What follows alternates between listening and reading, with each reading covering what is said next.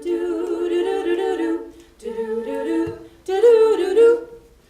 evening. You're listening to KBBS, Station to the Stars. For those of you just tuning in for the 5 o'clock hour, we apologize. Tonight's program will not go on as scheduled. That's right, Richard. Tonight we are joined by a Miss Edith Weeper, our abductor and apparent explosives enthusiast. Edie, baby, your fertilizer vest with the wire trim is just stunning. Who is your designer? Is this a joke to you? No, it's just... I swear to God, I will level this building. I was just trying to... Do you want to die, Jesse? No, I mean, obviously. Then do your damn job. What is it that you want? This station has the largest listening audience in the tri-state area. I need people to know. No one was going to listen to me. You're going to make them. Listen to what, Edith? I'm not crazy. No one is saying... Don't you think I had my reasons? I had my reasons. Just stay calm. You came here to tell your story, Edith Weeper, so tell it. What is that? That red flashing light, what did you do? All it takes is a flick of my thumb and we're all dead, you hear? Oh my God. Relax, Edith. That light just means we have to go to commercial. Are you kidding me? No. The ad time slot is pre-programmed. We can't turn it off from here. I promise, when we come back, you'll have our full attention. Hey, moms and dads, bring the family down to Polly's Penny Scoop, and you'll have the kids jumping for joy. Ice cream, a penny a lump. The more you eat, the more you jump. Margaret Wesley was the most beautiful woman to ever exist.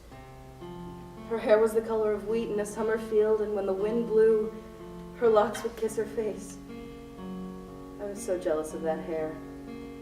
The way it got to kiss her whenever it wanted, the way it heard every glittering laugh that fluttered from her soft lips, the way it got to spend every instant of its life with her, touching her, loving her.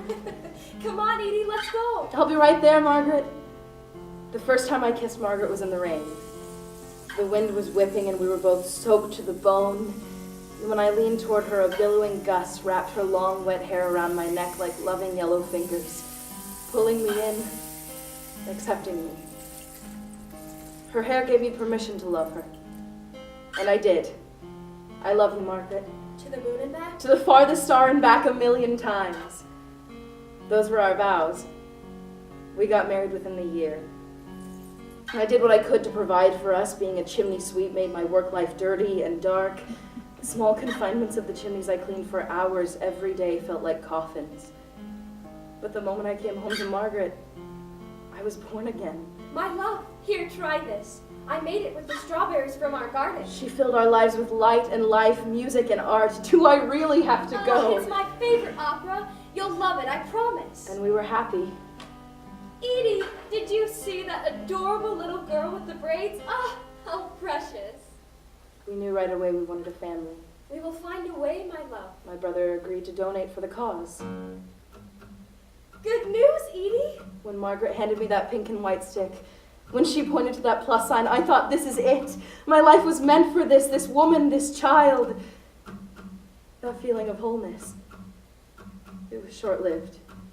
I can still see the blood. I can still hear her screaming. Oh, something's wrong. Oh, God, no. The doctors told us there was nothing we could have done to prevent the miscarriage. Margaret's body was incapable of carrying a baby to term. Tests showed that I, too, was infertile, but Margaret blamed herself. She felt broken and ashamed. I'm not a real woman. She felt responsible for our lost dreams of having a family. You would have been an amazing mother. And when our adoption application was denied due to our non-traditional lifestyle, Margaret's new drinking problem became second only to her newer pain pill addiction. I don't want to feel like this anymore. It proved to be a lethal combination. I'm sorry, love. I don't think she meant to. She loved me too much. She'd never mean to leave me alone. I don't blame her. I only miss her. Edith, I'm incredibly sorry, but that red light is flashing again and we have to take another break. I understand. Hey, do you think you could play that ice cream ad again? I like it. I think Margaret would have liked it. Sure, no problem. Hey, moms and dads, bring the family down to Polly's Penny Scoop, and you'll have the kids jumping for joy. Ice cream, a penny a lump. The more you eat, the more you jump. This is Richard Ray. And Jesse Wright. And we're back with Edith Weeper, who has just shared with us her tragic, heartbreaking tale. Yes, to recap, Edith, you were in love, she got pregnant, baby died, she killed herself. It's all so awful, but I think I speak for all of us when I say, thank Christ that you are just sad and not a psycho. And I think that we can put this whole hostage situation behind I'm not us. finished. That was just the beginning. None of you are going anywhere. What's that light? It's flashing green now. You better not be trying anything, Jesse. That light means we have a caller on line 1, but we don't have to answer it. Edith, really? No. Do it. Answer it. Maybe it's... Hello, this is KBBS Station to the Stars. You're on air. This is Police Chief Sanders calling to speak to your captor, Edith Weeper. Well, hello, Chief. I think we have it under control here. Miss Weeper just seems to be very pathetic and misunderstood. I urge the KBBS staff to continue to proceed with caution. Edith Weeper is to be considered a highly dangerous individual. It's not. It could have been. You don't understand. None of you are listening to me. If you come out quietly and cooperate with our missing persons case, we can negotiate a sentence reduction for this hostage situation. No. I'm going to tell my story right here while the world is listening. Someone out there will understand. Someone will listen. And if you try to stop me, Chief Sanders, I will obliterate this entire building and everyone inside. Chief, please, just let her talk. Edith, if we let you tell the rest of your story, do you promise not to hurt anyone? It's too late for that. Do you promise not to hurt anyone else? Yes. Chief, I'm going to disconnect the call so we can continue. Richard, please, up. Finish your story, Edith. We are all listening. There was a void. A blackness crept like a sentient ooze over my being. So I slept. Time didn't exist. Days were measured by the screams that shook me from my nightmares, and then, when I couldn't sleep anymore, I sat. I sat, not eating, not sleeping, not blinking, forever. Until Mary Gray entered my life. Have you ever loved someone because they needed you, because without you, they'd fall apart? Is that love or guilt? I think Mary Gray loved me out of guilt. And I did need her. She wasn't especially pretty, but she cooked and cleaned and told me through her cold, thin, unsmiling lips that I was wonderful. You're wonderful. After a time, she convinced me that life could be lived in this beige, soggy way. We didn't laugh or sing, we didn't plant flowers or go to plays, but we paid the bills and made tuna casserole, and it was okay. Edith, if you would have a seat, I would like to discuss an important matter with you. Mary made a chart displaying all the benefits of being married. Tax breaks, health insurance, the like. And when I agreed to her proposal, she showed her joy in the form of an approving head nod. Okay, but how could you love her, a woman like that, after you had Margaret, after you were so happy? I couldn't love her. She could never be Margaret. She wasn't. I couldn't. Edith, tell us what happened next. Mary told my brother we wanted to have a baby. She never told me. He gave her his sperm. He never told me. And while I was at work one day, she impregnated herself and called it my baby. Edith, I have good news. And she showed me that pink and white stick and pointed to that plus sign.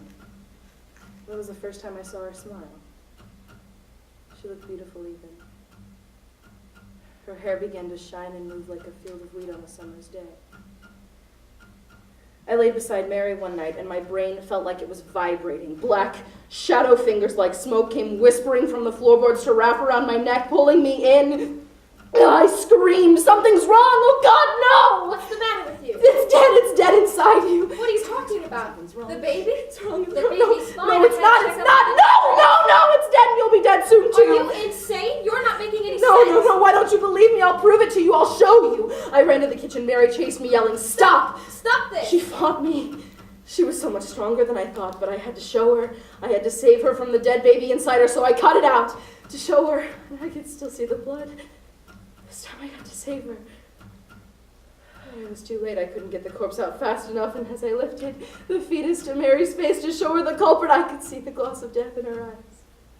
Oh God, you killed her. The dead baby killed her, Jesse. The dead baby, and the booze, and the pills, and the dead baby, and her hair will never kiss her face again. Where's Mary's body, Edith? I shoved her up the chimney. For those of you who have stayed tuned during this horrific night, we believe we owe you the resolution of this story. It ended quickly. Edith died instantly. Despite her crimes, she was a troubled woman, and I wish her soul peace. May she lie in death in a field of golden wheat. Thank you, and good night. Do do do do do.